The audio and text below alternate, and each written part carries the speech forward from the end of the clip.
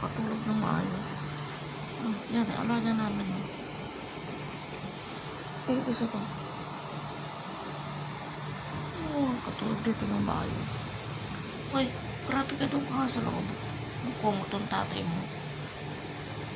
Pasokan mo nga yun yan.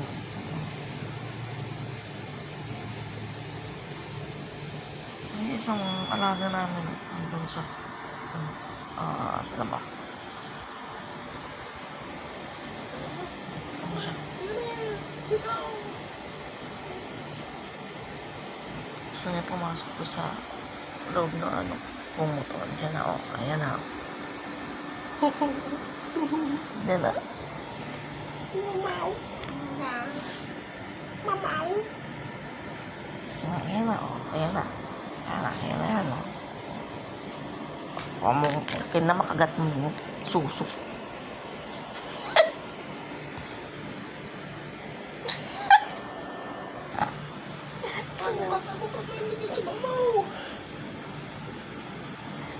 Nagtago ko ra. Ano nga yan? Tingnan mo, yan Paano ba makakatulog pa niyan?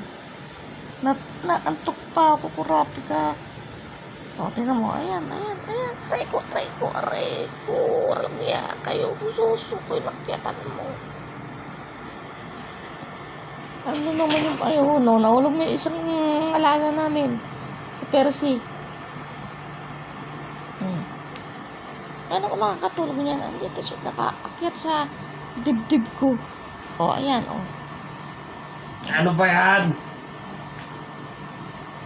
Nyamat! Isa doon, ayan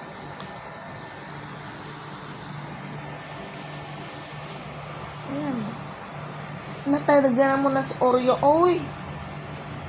Kawawa naman. Ano sila kay? Sira, ang ulo ko talaga. Suluhan na, ayaw umalis sa tiyan niya. Oy, kurapi ka. Umalis ka dyan. Ayan yung alaga namin, na isa pusa.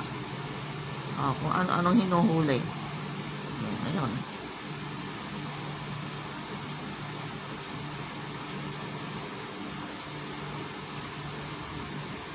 Sige, higa ka na, anak. Higa ka na.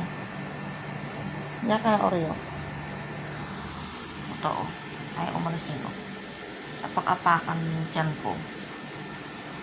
Makakatulog pa nito. Kaaga-aga magigising. Kaaga-aga nagigising ka. Dahil sa pag-apak nila, nang gigising sila. Yung isa,